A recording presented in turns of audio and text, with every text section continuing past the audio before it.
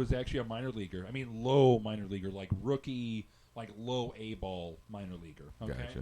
Gotcha. He said that he quit the game of baseball because of homophobic conversations he encountered in the sport. Oh, okay, I did hear He's this. a gay guy. He's gay. Yeah, you know? I heard this. Yeah. I heard something like this. Now, he said that he experienced both coaches and players making remarks about killing gay people during his time with the Cardinals. Now, General Manager John Mozeliak is looking into, the truth behind this, and I think he might have all the teams go through what is that training when you talk about how gay people are just like straight people and you should treat everybody equally. Oh, sensitivity training. Sensitivity training. Yes. Which I think it should be. I mean, I know that in the locker room you should have the freedom to let your freak flag fly and do whatever you want to. But at the same time, this is 2016. You know? Well, okay. All right. I'm willing to listen. Go ahead. What you got, Freeze? Say it. First of all, I think that sensitivity training is bullish. You think sensitivity training is what? I think that it is bullish. Okay. And here's why. Why is that? Just like you said, it's 2016. Yes. People didn't just start getting offended. Right. People have been getting offended for as years. long as there's been people. Right. Okay. So,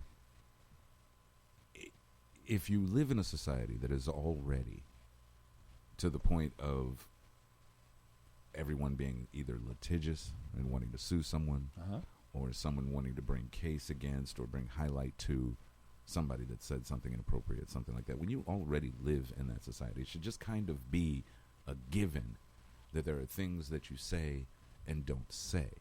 True. I do not believe that a job should have to sit you down and teach you what you should already know, not just from having learned it at home, but as that learning has evolved and progressed throughout your life. Into high school, into young adulthood. Right. Right. And the only thing that I can think that would make this okay, to make this acceptable in in somebody's existence, is if they literally lived in an environment where none of that sensitivity mattered and was not relevant, and that literally you've just got like this island of offensive people that live there. Okay, and if that's the case, stay on your freaking island. Okay, because obviously you have no place here. Right. And so that is why I believe that sensitivity training is bullish. Maybe if this were 1940, 1950, right? Maybe. Okay. At that point in our history, we're still kind of learning things, and we're still kind of accepting the equality of those that are different from us. Very true. But by 2016, you should know this should be old hat, man. It just should. You should know better. And that's me. That's my opinion. And you're sticking to it. Yeah. And I think that's makes a lot of sense. Thank you. Okay. So here's my thoughts on it. There's clearly an issue. The fact that there are gay people everywhere. It's not like they just all of a sudden sprung up out of the ground. Well, I mean, to hear homophobes say it, right? This is true. Oh my God, they're everywhere! Sorry, my bad. Right. If they were truly homophobic, they would not have screamed it that way. Yeah. No, they'd have been like, "Man, them gay people need to stay away from here." I don't know. And the thing is, they're bigots in all sorts. I mean, I'm sure they're bigoted New Yorkers, and they go like, "Yeah, we need to get rid of the gay people." And they're, bigoted Southerners, and who are like, "Yeah, man, we need to get rid of all those gay people." Butt punching, leather pants wearing, right? Exactly. Hair doing, Peter Puffers. Peter Puffers. You're wrong, man. You just ate up in the head. But just look at how retarded that sounds. Hey. Okay, sorry. Don't say that word. I didn't. We haven't decided if that's the word that's going to be not said yet. True. We haven't decided. That's in the tournament, and that's later. All right. Okay, but for real, how stupid does that sound? Well, it does sound stupid, but here's the thing. The college I went to was a small little NAIA college, okay? And I knew a lot of the ball players, and most of them were from the sticks. Right. And they were mostly white. They were all, of course, male. And they were just ignorant. And I don't mean ignorant as in just rude, which they were, but I mean ignorant as in they just didn't realize how stupid they were and how stupid they sounded. Socially uneducated. Right. And so I think that there is a lot of that from those who come from kind of more rural places where, you know, a more free floating, you know. I don't buy it. I do. I don't. Well, that's okay. We can agree to disagree. But either way, it's wrong. It needs to be fixed, and I'm glad that Mo is taking steps to try and weed out this idiocy. I mean, if you want to be bigoted at home. You know, teach your kid to be a bigot if you want to, right. but go to Bigot Island. Don't mess with the rest of us. Don't infect the wonderful people that we have out in the world. It's stupidity. It is. I mean, that's and it doesn't just extend from sexual preference and sexual orientation. It extends to. It extends to race. It extends to socioeconomic status. Right. And when you sit back and you listen to why, I mean, so why do you hate him? Well, he's black. What makes him different? His skin is darker. Yeah, but he's still got a heart. He's still got a brain. He's still got kidneys. You know, we're all the same people. It's just that he happened to his ancestors more recently grew up in a place that has a lot more sun and made his skin naturally darker. There's more melanin in his skin. That's it. And don't get me wrong. A lot of people don't do anything to do themselves any favors with regard to asking for equality, with regard to seeking equality. I could go both sides of the fence on this thing. It's a very sensitive. Well, you know, how about we talk? How about we do this? How about we make equality our topic of the week next week? You know what? I like that. Okay. But I got one last little story. Okay. One last little sports story. So Adam LaRoche. Adam LaRoche has played in the major leagues for over 10 years. He's been a power-hitting first baseman, averages about 20, 25 home runs. So, I mean, he's not Albert Pujols in his prime or anything, but he's been a respectable. He's put up some numbers. He's put up some numbers. Okay. Well, over the past 5 years, during his time with the Washington Nationals, as well as with the Chicago White Sox, which he signed a 2-year deal with before the start of last season, he would bring his son with him every day. I mean, not like 5 days a week. I'm talking like if they played seven games in 7 days, Sonny Jim Drake was his name, the son. He was there every day. And that was the agreement.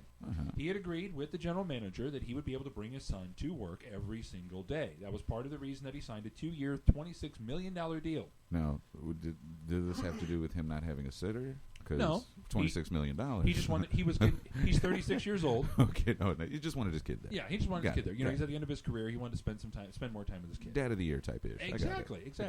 So when he signed his big deal, I mean, $26 million even in baseball is a lot of money.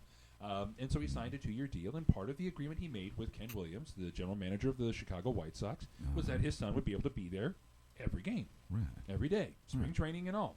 Gotcha. So a story comes out about a week ago that I guess Ken Williams said, "Oh well, the coaches were complaining to the players," and then when he talked to the players, when he talked to the coaches, he was saying, "Well, the players were complaining to this group." And so there's no real story as far as why this is, but they asked Adam LaRoche to not bring his son around so often. Like, wait, so often or not at all? Well, they prefer not at all. Yeah, but they said not so often. Yeah, and that's probably part of the rub right there. Say what you mean. Exactly. Because as soon as that became a request, he probably knew what they meant. Right. So with the players are all backing him. The manager, Robin Ventura, is backing him. Is backing Adam LaRoche. Okay, and saying Drake's a good kid. He's not a diva. You know, he comes in, he works hard. Right. You know, he'll run and fetch things for us. He does everything that someone in the clubhouse should be doing. He's not getting in people's ways or anything. He's a very respectful kid. Yada yada yada. Yeah. And so Adam LaRoche has decided to retire and forego the final year of his contract for $13 million. You know what? Good for him. Yeah, man. Good for him. Hey, it's a good thing. I think you got at one point, how much money is enough? Right. What's more important, your family or your money? It's not even a contract. I mean, if you don't have any money, period, obviously you got to choose your job. To a certain extent. To a certain extent. But because you know what? I'm willing to bet that there are plenty of ball clubs. If he's putting up those kind of numbers, there are plenty of ball clubs that would have him that would agree to that concession. Right. You know, I'm willing to bet that the issue here is deeper than just the kid hanging around the clubhouse. That's true. To be quite honest, it's baseball. Well, he did have a bad year last year. Like I said, LaRoche is usually hitting about 260, 270 with like 25, 35 home runs. And last year he hit like 207, which is not very good. They thought the kid was distracting him? I guess so. But there are a lot of people who are actually saying that he's a chump because he chose to put his family over the money. And quite frankly, those people don't have families. Exactly. Either those people don't have families, or they don't like their families very much, or their families don't like them very much. Yeah. Or they're trying to live vicariously through the Chicago White Sox just a little bit too much. Yeah. And that's your Average Joe Sports Report. That's all I got this week. But we're going to be, we might be bringing this to a little show. Sometime soon. Yeah. I'm going to get my microphone. In fact, you know what? I'm just going to go ahead and just spoil this soup right now. They're just going to spoil it.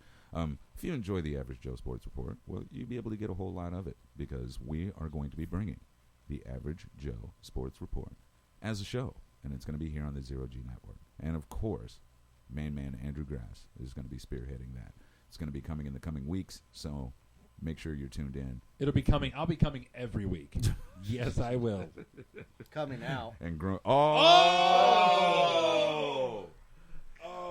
Don't make me make you stand up and fall over. See, now you put them out there. I put them out there.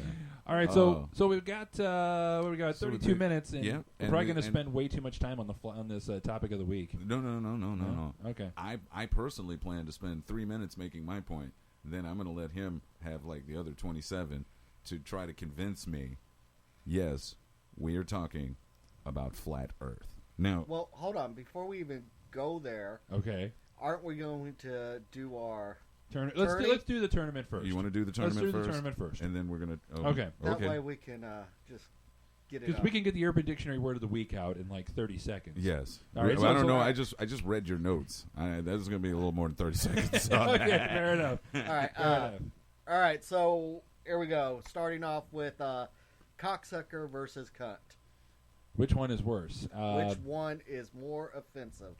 See, I'm going to say see you next Thursday is my vote. You know what? Here's the deal. I can't vote for cunt. Well, I can vote for cunt, but I can't vote for cunt. I'm going with cocksucker. You're saying cocksucker is the more offensive. To me, it is. Just because you don't want it up there, but I'm sorry, I've got to go with cunt. I think cunt. You are a bastard-filled bastard with bastard glaze.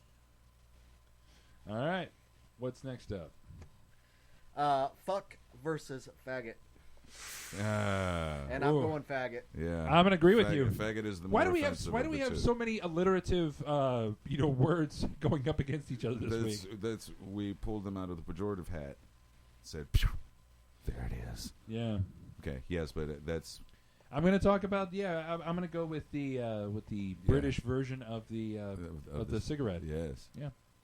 All right. So, motherfucker versus retard, and retard is R word. Yeah, retard. Retard is more offensive. Yeah. I was chastised earlier. As you should have been. I should have been. Okay, and goddammit versus prick. Ugh. I'm going with goddammit. I'm gonna go with the B word, man. You think prick is more offensive than goddammit? Yeah, I do. I'm gonna have to go with goddammit on this one. Okay, yeah, this is. Fair. Wow. That's fair. Is that Keith smiling right there? Yes, it is. Yeah. So shouts out to Keith Miley. So Keith Miley is our former co-host of the Average Joe show on 1380 The X. Missed the hell out of that guy. Yeah, his son is actually going for first place in state in wrestling. Oh. Yeah. Well, you know what? Yeah. That's all the luck to him. He's gonna nail it. All right. So what we got for next week, buddy? Are we going to take it another round before and have the final? Well, we're gonna do 2 rounds next week. Yeah, 2 weeks. Okay. Next week we're gonna do 4-2 at the beginning of the show, and then we're gonna do the championship round at the end of the show. Okay, so we're going to have cunt versus faggot and retard versus goddammit, and I think I can see where this is. I think so too. We could almost go ahead and just eliminate. Let's not those. though. Let's not though. But we won't because. No. What? 70,000 pounds of bacon spilled on an Amtrak crash. No, that's such a waste of bacon. I didn't know that they shipped bacon on the Amtrak. I didn't either. It's so fresh. That truck actually ran into an Amtrak train, and so the truck was carrying the bacon. How does a truck hit a train? I don't know. I got nothing. Well, it looks like the truck got split in two by the train. That is a lot of bacon. I'm sorry. So yeah, that's what we'll do. I'm sorry. when a bacon related story comes in, it's like